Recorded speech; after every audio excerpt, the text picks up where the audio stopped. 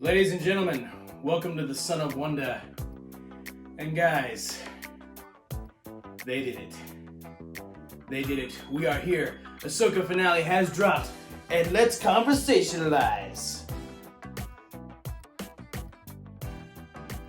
Alright guys, concerning this finale, I only have one thing to say. Actually, a few things. Fellow Star Wars fans, my brothers and sisters, I have seen it in your eyes, the same fear that would take the heart of me. There may come a day when the strength of Star Wars fans fail. There may come a day where we forsake any ties to Lucasfilm whatsoever and lose hope concerning all bonds of fellowship with our fandom. But it is not this day. An hour of Lothwolves and shattered lightsabers when the age of Star Wars fails. But it is not this day. This day, we fight. We have received an awesome Ahsoka finale. I bid you stand! Man of the West! That was from Lord of the Rings, but it was the only way I knew how to get my excitement out for this. Oh my gosh, okay, just wow. Just wow. I mean, this finale almost brought me to tears. In 46 minutes almost, or I guess 42 would be the length of the core episode itself, I did not think they would be able to tie everything together in 42 minutes, but somehow, against all odds, they did it. And if anyone inside of Lucasfilm could possibly have done such an impossible task, it would have been the great Jedi Master Dave Filoni. Yes! Let's get into spoilers. I am pumped right now. We are going to pump you up. But it starts off with Thrawn, and all of his cargo has been brought into his Star Destroyer. Everything is complete. Morgan Elsbeth is being promoted by the Night Sisters because she did so well getting to Thrawn and all that stuff, listening to the Great Mothers. So the Great Mothers have like this ritual thing where they like give Morgan Elsbeth the tattoos and like make her like full Night Sister and like give her the dark eyes, and they give her this sword called the Sword of Talzin. And Talzin is the same name of Mother Talzin that was featured as the main Great Mother Night Sister in the Clone Wars. And so I think it's very interesting that there's a sword named after her, and it's also interesting because Mother Talzin created a sword to fight Mace Windu in Season 6 of the Clone Wars. So they were called the Lost Missions, Season 6 was. And so I think that's very interesting. Those episodes were the Disappeared Part 1 and Part 2, and it's in Part 2 where she makes the sword and fights Mace Windu. But no, I thought that detail was really interesting. I think I'm really glad that they're actually showcasing the power of the Night Sisters, because we know what they're capable of just by watching Clone Wars and Rebels. We know what they're capable of. So seeing their power brought to full scale in live action is awesome. They make for great bad guys and great antagonists and unpredictable ones too. You know, you don't exactly know what they're gonna do or how they're gonna face off against the good guys. But then speaking of good guys, we go over to the good guys. The episode, wait, before I say anything, I'm so excited. Before I say anything, the episode itself is titled The Jedi, the Witch, and the Warlord. And as soon as I saw that title, I was like, The Lion, the Witch, and the Wardrobe from Narnia. For a split second, I thought that was the actual title because it was, written in the exact same way. And I was like, The Jedi, the Witch, and the Warlord. And that, for me, was insanely intentional. That had to be, from my perspective anyway. Because, like, Dave Filoni, he loves Lord of the Rings, and he probably knows Narnia well enough. And so it's also interesting to me because, like, Narnia is, like, a very Christian, like, themed universe. Like, it wears the Christian influences on its sleeves. And as a Christian, I enjoy that. And it's interesting to me that Dave would choose that kind of title for this episode. And even the specific choice of the word warlord sounds similar when you say wardrobe. The Lion, the Witch, and the Wardrobe. The Jedi, the Witch, and the Warlord. I love the title. Like, it was such a clever title, and it intrigues me. It makes me wonder if Dave was trying to hint to something more than that there. But we go over to our good guys, and Ezra is building his third lightsaber. Holy mess, holy mess, that is awesome. And, you know, he didn't accept his original one, I say original, his second one that, you know, the green one that he had, that Sabine's been using. He didn't accept it in the last episode because he just wanted to use the Force. And I was okay with that. I thought it was awesome that he wanted to use the Force, but at the same time, I really wanted to see him wield a lightsaber. And he makes one at the beginning of this episode. Now, it's not as maybe like ceremonious as I would like it to be, because that's what I love about like when Jedi make their lightsabers, it's always very ceremonious.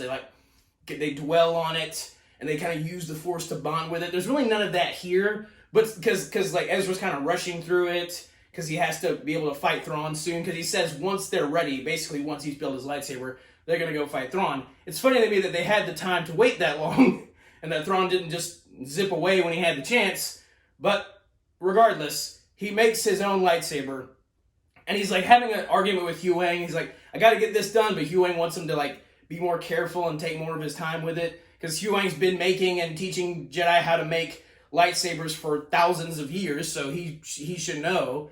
And like we get some great dialogue about, like, Ezra mentions how Kanan is the one who actually taught him how to build a lightsaber, and which is funny because Ezra's first lightsaber was the gun lightsaber, like that kind of looked like a staple gun, and it fired a stun blast. And so that was his first lightsaber. Then he made the green one, which is his second, and now this new one he's making is his third. And it's funny, me and my family were watching it, and my little brother said he wanted Ezra's lightsaber to be blue. I wanted it to be yellow just because I was kind of biased. Yellow is my favorite color. But guess what?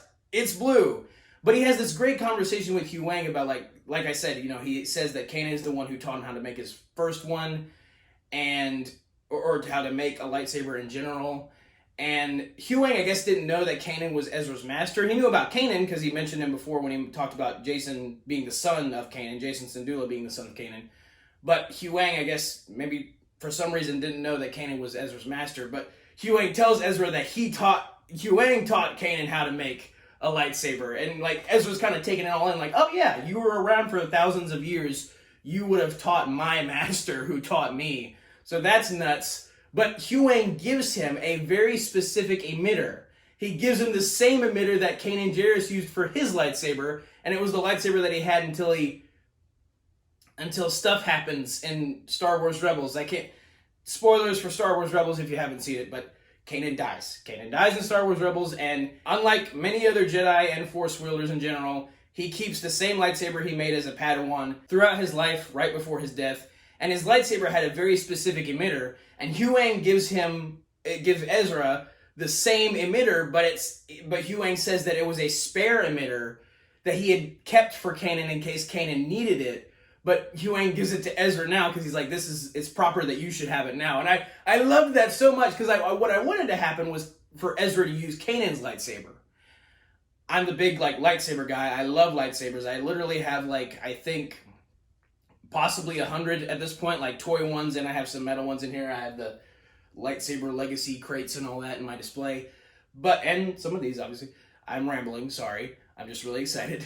But I wanted Ezra to use Kanan's lightsaber near the end of the show, but he's making his own new one, but it's looking like Kanan's. And when he ignites it, it's blue, just like Kanan's was. So I love that so much. I have a Kanan lightsaber right here. This is basically the emitter. This is a toy Kanan lightsaber, but this is basically the emitter of his lightsaber. Very specific. It's got this guard.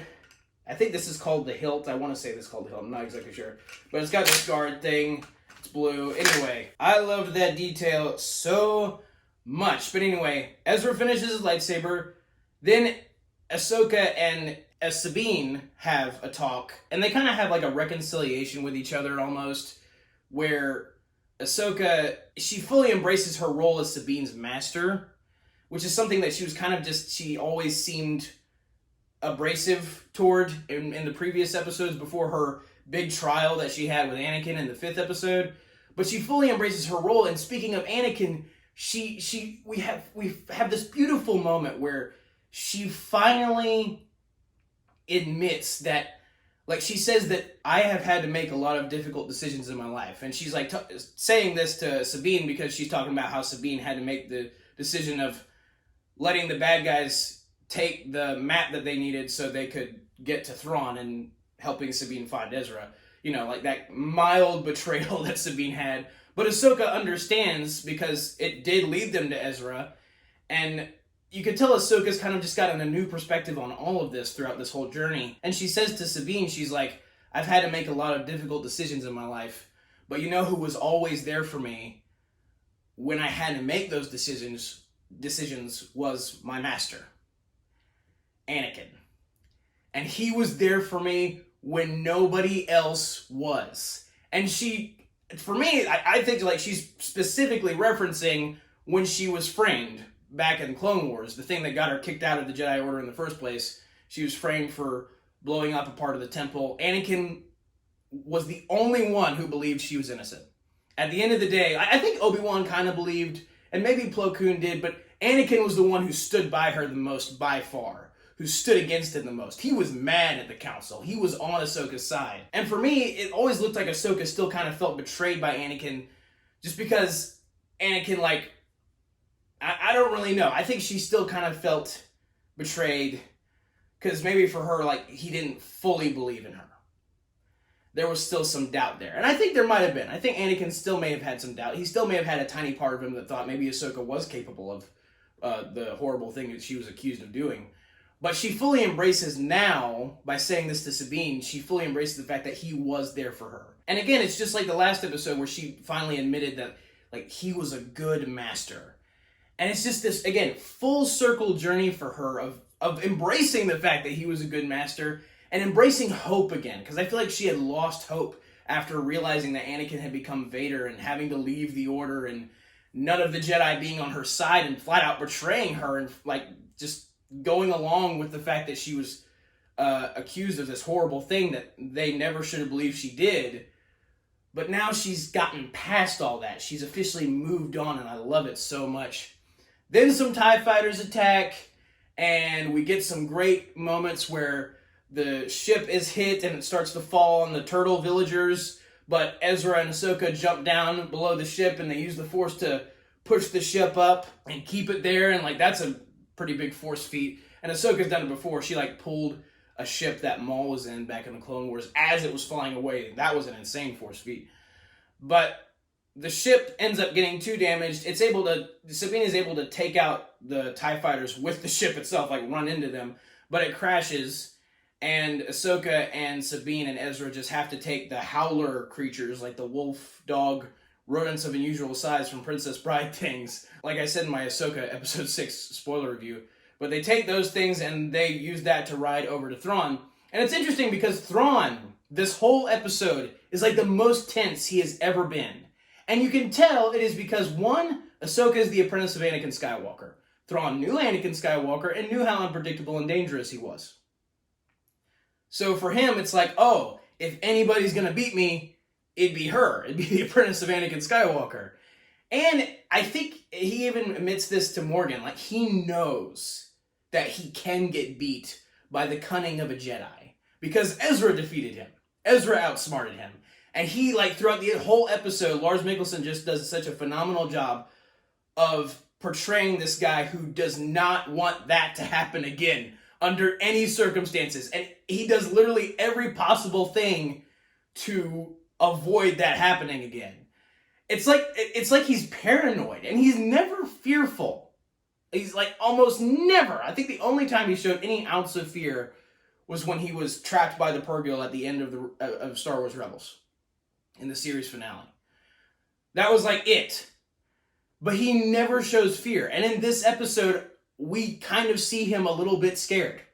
He's like, I might lose again. I can't let this happen again. And, like, you can tell, like, Ezra's victory over him kind of, like, haunts him continuously. And that's you know, it makes sense that for a guy who's so confident in his own abilities to be a strategist, for him to lose the way he did at the end of Rebels would really affect his decisions later on, especially when dealing with somebody like Ahsoka, who he knows is capable of some insane things. And so he, instead of, like, just deciding to leave right away, he really wants to ensure that Ahsoka and Sabine and Ezra are not making it to his ship. So he has some troopers ready. He has the Star Destroyer bombard the Howlers as they're trying to run toward the tower. They end up getting inside anyway. Ahsoka, Ezra, and Sabine do. And we have a Jedi trio, sort of. Sabine's still kind of working on her Jedi stuff. But we have a Jedi trio of Sabine with green lightsaber, Ezra with blue lightsaber, Ahsoka with her double white lightsabers, and they're up against a stormtrooper army, the red banded stormtroopers, and it is awesome. And they fight them, and they perform some crazy moves. They destroy all the troopers, and this is where things get absolutely nuts. Everybody was theorizing that the stormtroopers that Thrawn had were zombies, because there is some stuff in Legends where there was a virus that infected some stormtroopers and turned them into zombies.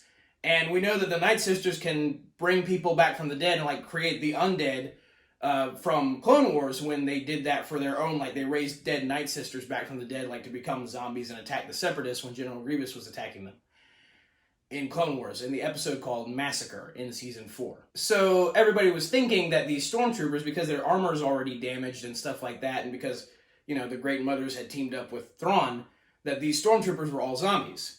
We get confirmation in the last episode that they're not, because they all talk normally and they just sound like normal stormtroopers.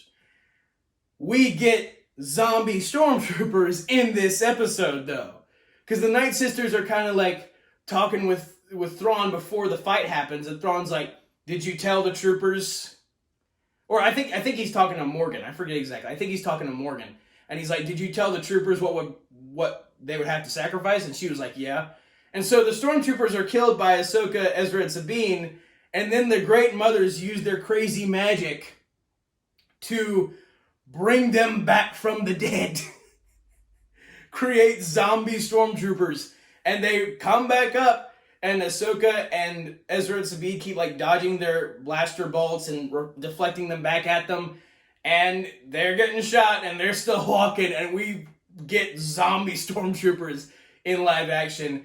And it's nuts. But again, that's just another testament to the power of the Night Sisters. And I love that they finally showcased that in a live action show. I never thought they would have done it in Ahsoka of all shows. But it makes sense when you really think about it as a continuation of Clone Wars and Rebels.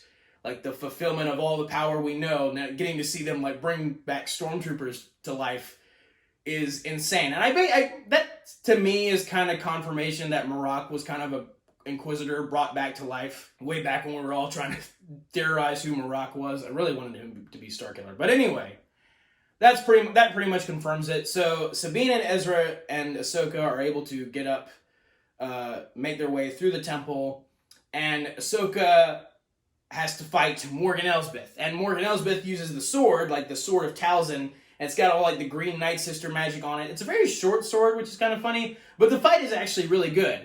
And it's disappointing because it's I feel like this might be the best fight, the most exciting battle in the whole show. But I still can't consider it a lightsaber duel because it's not lightsabers to lightsaber. It's lightsabers, Ahsoka's two lightsabers to sword. to sorcerer sword. Sorcerer sword. Try and say that 5 times fast. So I can't call it a lightsaber duel. But it's still a really cool duel.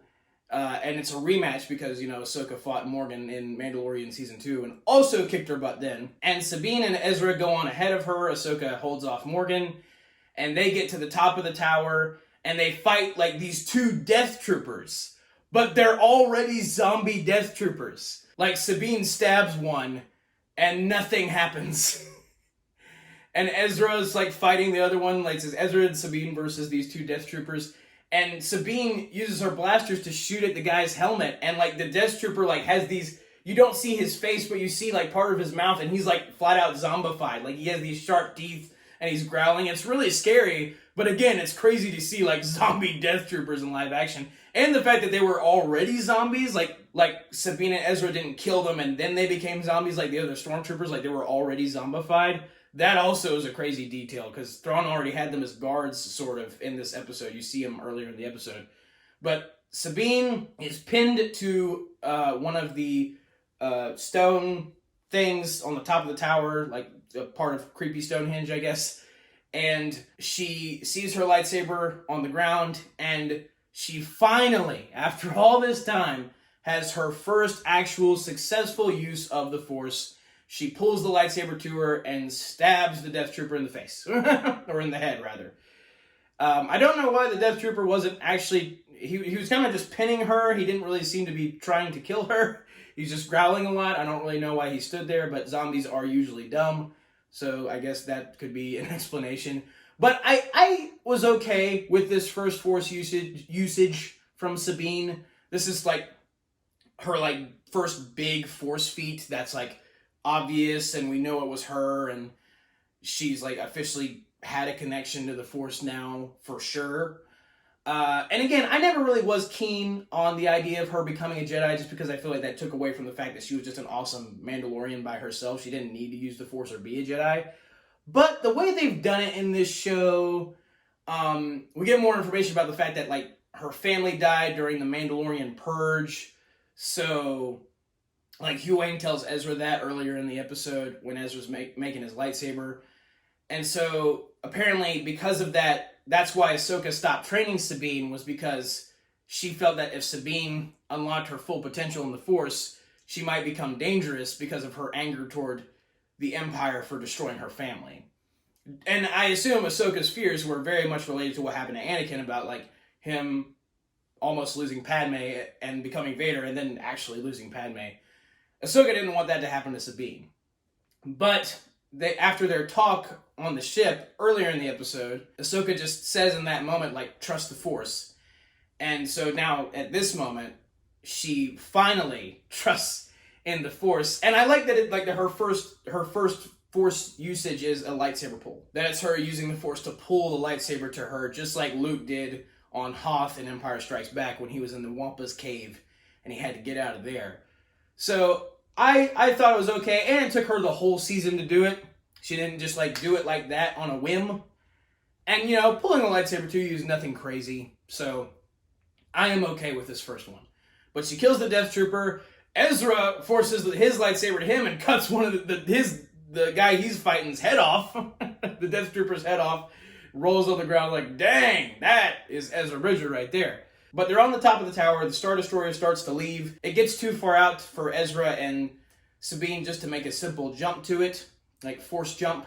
And Sabine literally just learned how to use the Force like a second ago. And so Sabine tells Ezra, you get a running start, I can push you to the ship. And I did feel like it was a little bit of a like, okay, you just used the Force to pull a lightsaber to you, and now you're going to use the Force to push somebody a great distance to a ship. That's a bit of a jump. A Force jump. That's like a three-way pun. But anyway, aside from my bad jokes, Sabine tells Ezra to get a running start, and it's like the same exact maneuver that Kanan and Ezra used to do all the time in Rebels, where Ezra would get a running start, Kanan would use the Force to push him forward, and then Kanan would get a running start, and Ezra would use the Force to push Kanan forward. It was like a cool move that they like did together in that show, and they get to do it here. It's really cool to see Sabine and Ezra do it together. But Ezra gets a running start, and Sabine is able to push him to the Star Destroyer. He takes out two of the troopers, and he even does the thing that he used to do in Rebels all the time, where he gets like one of the knocked out troopers' comm links is like somebody's talking in the comm link. He's like, "We're about to send you reinforcements," and then like Ezra does like he deepens his voice a bit, and he's like, "Okay, sure, send them on," and like he drags the stormtrooper over to the side, and he puts on the stormtrooper's armor. That doesn't show that, but you assume that's what's going to happen. And I liked that moment a lot, because again, he did that all the time in Rebels. He like imitated stormtroopers all the time. But anyway, Ahsoka gets to the top of the tower, fighting a ton of stormtroopers and Morgan Elsbeth. Sabine decides to stay with Ahsoka and help her out. And Ahsoka is fighting Morgan Elsbeth, and this lightsaber, her Shoto lightsaber, the one that she's had since Star Wars Rebels and in the actual timeline before that, it gets destroyed. Morgan cuts it in half with her sorcerer sword. And that was so sad and so crazy, because like I feel like one of the marks of a Jedi, like when you know something crazy happens to them or in their life, a mark of that is like either losing your lightsaber or it getting destroyed. Kind of similar to Anakin in Attack of the Clones, how, like, 2 lightsabers he was using in that movie got destroyed, and then he ended up losing his arm, which was a major moment in his life. And Ahsoka, this is also a major moment in her life, and this one gets destroyed. So she's just using her single main one now, and apparently she didn't need the Shoto because she flat out kicks Morgan's butt. She takes her sword and slashes her with her own sword and her lightsaber, and Morgan's dead. And it was a really cool move, and I was glad that they just flat out decided to end it there with Morgan, that there wasn't really any, like, pause or anything like that. It was just like, whoa, whoa, whoa, bam! And then that was the end of it. And it sounded just like that. Whoa, boom, whoa, bam! Just like that. But anyway, the Great Mother sensed that Morgan died because they got on the ship with Thrawn as he was leaving, and Thrawn's like, well, that was necessary. She needed to buy time. And so clearly he didn't really care that much about Morgan. He was like, oh, it was probably like a necessary loss. I was like, no, that typical bad guy stuff. Then Thrawn, and his paranoia and his, like, insurance, like, okay, I need to make sure I get away from all this, decides to bombard the temple. And you have, like, this moment where you see one of the Great Mothers be like, oh, wait, okay. Like, she doesn't say anything, but she just kind of has this hesitation, like, you're going to destroy our temple? And, yeah, Thrawn bombards the temple, destroys the temple. Ahsoka and Sabine jump off the temple and the tower, and her ship is waiting for her. Huyang and the turtles repair the ship, and she and Sabine get inside, and they fly toward the Star Destroyer. The Star Destroyer has connected with the hyperspace ring, the Eye of Sion, and is flying off out of the planet's atmosphere into space. And Ahsoka and Sabine are hot on their tail, and Thrawn gets alerted to the fact that Ahsoka and Sabine are chasing him, and he decides to just have a little chat with him real quick. And he says to Ahsoka, like, he gives one final classic Thrawn speech where basically he just says, I knew your strategies would be unpredictable because I knew your master, Anakin Skywalker. So he reveals that to Ahsoka because Ahsoka didn't know that. And he says, it is unfortunate that we've never met each other face to face, and now it seems like we're never going to. But maybe a Ronin, which means it's like a samurai term. It means a samurai who has no master, who's kind of just like a nomad, a wanderer. And he's like, maybe a Ronin like you, this is where you belong. And he says, today victory is mine. Long live the Empire. And he hyperspaces out of there, leaving Sabine and Ahsoka and Huyang in the dust. And I really hoped, like, obviously you want the good guys to win and stuff, but I really wanted there to be some actual stakes in this episode. I didn't want it to end with all just fine and dandy, like they were able to get on the ship, even if Thrawn wasn't necessarily beat, they were able to get on the ship and all come back to the galaxy. I wanted there to be some actual thing that was like, oh no, what are they going to do now? And this was that. And I don't think it could have been a better decision. I don't think they could have made a better decision than to have Ezra be the one to get back to his galaxy.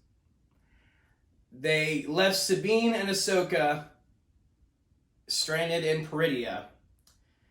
And I feel like the dynamic that they share, being like this new master and apprentice, or new to the audience anyway, and Ezra being the one they were searching for the whole time, Sabine especially being willing to sacrifice anything to find him and bring him home, at the end of the day, she had to sacrifice her getting home. So it's just, it was very poetic storytelling. It made sense. It shows it puts Sabine in a good light. Like she wanted Ezra to get on the ship before she did, and then she was willing to stay and help Ahsoka. It just does a lot for the characters. And so Ahsoka and Sabine are stranded in that galaxy, and they just went back to Peridea, the planet itself, to hang out with the turtles. And they're just there. And then we get our epilogue. It feels like the ending of a Star Wars movie, for real. Like, we get our epilogue. Shin Hati and Baylan Skoll have not been seen this entire episode. And we get 2 scenes, one with each of them. We get a scene of Shin riding up in her howler toward, like, this village of raiders that we saw in the previous 2 episodes. And she just picks up her lightsaber and ignites it. I assume, like, they don't really give any context for what that actually means for sure. I assume that just means that either she's letting the raiders know, like, hey, I survived the battle, I'm here to hang out with you guys now, or it means like she's wanting to take charge of the raiders and be their leader. It's funny to me that she didn't, like, go back to Thrawn at all, because Baylan told her in the last episode, he was like, join Thrawn in his new empire, but when she loses the battle at the end of the last episode, she kind of just runs away, and I guess she just went back to the Raiders. I don't really know why, but she did. Then, we get one scene with Baylan Skoll, and it was hilarious, because this scene is very Lord of the Rings-esque. You know, I did that whole Aragorn speech at the beginning of the video, silly Aragorn speech, but it is funny how much Lord of the Rings is in this scene right here. Because he's got, like, this, like, extra cape now, like this animal skin or something. Baylan looks freaking awesome, but he's walking on, like, that arm of this statue, and he's looking at the distance of these mountains, and, like, it's still on Peridia, but it's, like, it's snowy. It's like the snowy mountains in Lord of the Rings and Fellowship of the Ring. Like, you're fully expecting Baylan to go at one point, and then, like, you know, cause an avalanche somewhere on some on 9 Fellowship guys trying to take a ring to a volcano. But anyway, there is a fell voice on the air. Baylan, he's looking out into to the distance. He's looking awesome. Then the camera pans out, and my first watch through this episode, I didn't notice anything. Like a Star Wars noob, like a guy who hadn't paid attention to Clone Wars or the lore at all, I didn't notice anything. I just see him hanging out on a statue, and I was like, okay, yeah, there are some statues that you see earlier in these episodes. He's on a statue. And I did notice that, you know, in the distance, he sees this particular mountain, and there's, like, this light that's, like, flashing. And he's clearly going toward that. But I had no idea what any of that meant. I was thinking about it later after watching the episode, and I was like, wait a second. That statue looked familiar. It looked similar, quite similar, to the Father. The Father as in included in the Mortis gods. The Father, the Son, and the Daughter. That Father. Featured in Clone Wars. And sure enough, I look back at the statues, I look back at that scene, and not only is Baylan Skoll standing on the statue of the Father, pointing to the mountain with the flashing light, there's also a statue of the Son, the dark side guy, to the right, and there's a partially destroyed statue. It's the hardest one to make out, but you can see the outline of the person, the carving of the body. You can see the statue of the daughter to the Father's left, positioned, or like the daughter's to the Father's left and the son's to the Father's right, just like they were positioned on the mural in Star Wars Rebels. And my mind is blown. Clearly that's what Baylan is after. He's trying to find a way to get to the Mortis gods. Apparently that involves, like, his whole goal of bringing the cycle to an end involves the Mortis gods in some way. But the flashing light he's seeing in the distance has to be, because in Clone Wars, there was like a monastery that the Father and the Son and the Daughter hung out at. And it was like their home base, sort of, when Anakin and Obi-Wan and Ahsoka went to Mortis. And I want to say it was Anakin who saw a light in the distance, and, you know, he wanted to figure out what was going on, so he, like, headed toward the light. And it's very similar to Baylan heading toward this light that he's seeing in the distance on Peridia. But, like, for that to be the answer to what Baylan's been looking for this whole time, for, like, that thing to be calling to him, is so insanely cool, and it makes so much sense. Like, I really wanted that whole Mortis arc to be explored more, and I didn't know if it was going to. People had theories that that's what he was looking for, but I didn't think it was going to happen. I thought it was way too much of a long shot, but for him to actually be standing on the statue of the Father, with the Son at the Father's right and the Daughter at his left, oh my gosh, man. That is absolutely absurd.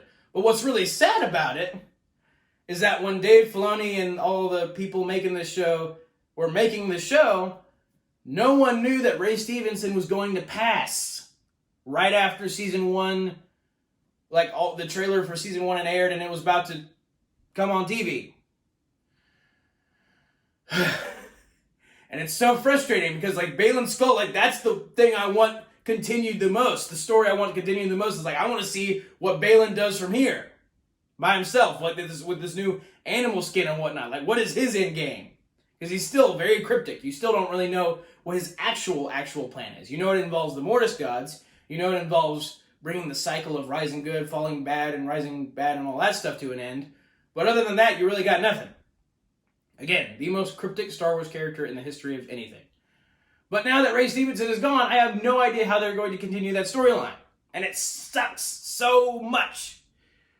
I don't know if they could just like Ray Stevenson's such a specific actor and character. He does such a good job that I don't know who else they would cast, but I want the story to continue in some way, and I want it to continue with the character of Baylan Skoll. I just don't know how to do that without Ray Stevenson. So we need to put on our thinking caps and give our ideas to Lucasfilm. But they created such a compelling story with Baylan in this show, and especially going forward, whatever the mess this all means with the Mortis gods. But then back in our galaxy, we get Thrawn in the Star Destroyer in the hyperspace ring, heading toward, of course, Dathomir. And clearly, I guess that was his agreement with the Great Mothers, is he would bring them to Dathomir if they helped him get off Peridea and out of the galaxy. The Great Mothers wanted to go to Dathomir. And it also pans to, the stormtroopers collecting the, moving the coffins around, which was, the cargo that they were trying to get on the ship before they left Peridea. And so, I assume, again, most people assume that the cargo, all these boxes are coffins or caskets that contain dead Night Sisters that they're planning to bring to Dathomir and resurrect an army of dead Night Sisters, which would be absolutely nuts. But it's so crazy that they actually went to Dathomir. I didn't expect that either. I had heard people that's what they wanted to happen. I didn't think Lucasfilm or Star Wars was actually going to do that, because their track record as far as giving us cool stuff has not been great lately. But they did it, and they've done it with this whole show. They've done it with all of Ahsoka. They've given us a ton of cool stuff, and I can't tell you guys how much I appreciate it. Finally, we're getting some actual Star Wars awesomeness, and some potential is being tapped into here with this universe. And that has not happened in a long time. A long time. A long time. Then we go over to above some planet. I couldn't tell what planet it was. But over with Hera's fleet, a random ship flies in, escorted by some A-Wings, flies into the hangar of Hera's main ship in her fleet. And Hera and a bunch of her rebel troops and friends and Chopper come out to see who's in the ship. And a stormtrooper walks out of the ship in red bands. And Hera's cautious at first. She's got her blaster up because it's a stormtrooper. But Chopper is the first one to ride over to the stormtrooper, and you can tell that Chopper knows. Chopper knows exactly who this stormtrooper is. And the stormtrooper puts his hand softly on Chopper's head, and he takes his helmet off, and of course it's Ezra. And Hera, Mary Elizabeth Winstead did a phenomenal job of acting this moment, because Hera just seems just floored. She's just in such disbelief. She's like, Ezra? And Ezra's like, hi, Hera, I'm home. And that is just, If you guys watch Star Wars Rebels, you know. If you know, you know. It's just again, this reunion between the two of them is so awesome. And Hera can finally thank Ezra for that Melu run that Ezra left for her after he left, or right before he left with Thrawn. But, that reunion was so touching. And then we go over to Ezra. We just got through Ezra. Then we go over to Sabine and Ahsoka on Peridea, and they're with the turtles and Huyang, obviously. And they're packing up, getting ready to move again, because the turtles are nomads.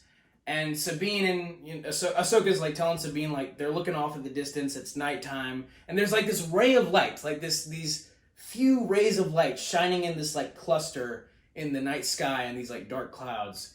And Ahsoka's telling Sabine, you did well, and Sabine's doubtful. She's like, I'm not sure we did well, we lost. And Ahsoka's like, no, Ezra is where he needs to be. He's in our galaxy. Not Peridea, but the main Star Wars galaxy.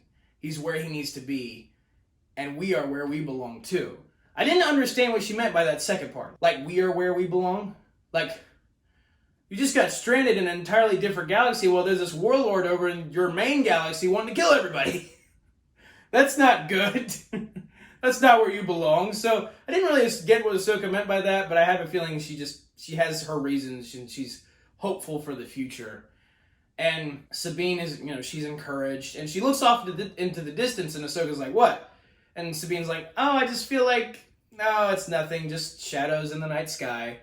And she's like looking at that ray of sunshine. Or not sunshine, but it's like this ray of light coming down from the sky. And Ahsoka looks at it too, and she just has this sense of like she knows what it is, and she's comforted by it. And I was really worried they would like cut it there. I was like, wait, you can't just do that and then not tell us what she's feeling or what Sabine was feeling or whatever. And they really seemed like they were like panning out. I was like, oh, we're about to end this. And then we see him. One last time. We see Force Ghost Anakin Skywalker. It pans behind him, and then we see him face to face, and it's just like, that's the final shot of the episode is Force Ghost Anakin Skywalker looking at Ahsoka in the village, and he just smiles. And it's kind of like a somber smile, like it's not a full smile, like he's almost like regretful. And I feel like it's just because he wants to be there with her. He's proud of her. He wants to help her and be there for her the way he was so many times in the Clone Wars. And it's just, oh my gosh, it almost brought me to tears just because it was, again, such a full circle moment for him. Redeemed Darth Vader, redeemed Force Ghost Anakin, looking on his apprentice, being like, you got this. We got this. Everything's going to be okay. And again, we don't know exactly what Ahsoka and Sabine are going to do. I mean, they're stranded, just like Ezra was. And who knows how long they will be stranded. I mean, I hope they make it before that Dave Filoni Star Wars movie comes out. And at this point, we really do need an Ahsoka Season 2 to happen before the Dave Filoni movie happens. I don't know where all that adds up. I don't know if we're going to get Mando Season 4 before we get Ahsoka Season 2. Or, I mean, that probably will be the case, but again, we still don't know. And so, yeah, I have like a bazillion questions, but also I am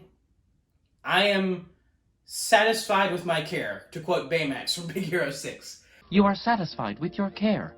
I think that, again, against all odds, shockingly, 42 minutes was the adequate runtime. Maybe it could have been a little longer, but it was adequate enough for Dave Filoni tying up loose ends. He tied up the plot line of Sabine and Ahsoka's relationship. He got Ezra home. He gave us more Night Sister craziness. He paid off that with like the zombie troopers. He took us to Dathomir. He already revealed that's where Thrawn was going. He gave us what Balin, like an integral part of what Balin wanted with like something involving the Mortis gods, like bringing those into live action, which is insane. Shin's off doing her own thing. He was able to tie everything in a bow in a way that I didn't expect, but was so grand and awesome of a way to do it. So I loved this finale, and you get that cherry on top with Anakin at the end. Ezra and Hera's reunion, I could go on, but I think he did such a great job. I think this season overall is a great season of Star Wars television because it has a clear, through line. I didn't feel like there was the, distinct, maybe the last one was in some way, but there wasn't, a distinct filler episode. We never went off on some random quest to be like, hey, this guy over here needs some fruit. Can we buy this guy some fruit on this random planet that nobody cares about? Let's go buy this guy some fruit real quick, and then let's get back to our main story. None of that happened. There was no fruit. The only fruit was the fruit of Dave Filoni's labor for making such an awesome show. But thank you guys for watching. Have a very blessed day. May the Lord be with you. May the Force be with you. Goodbye. And one last thing. This is the only lightsaber Ahsoka has left now. Dave Filoni, the Force is with you. And that's a wrap.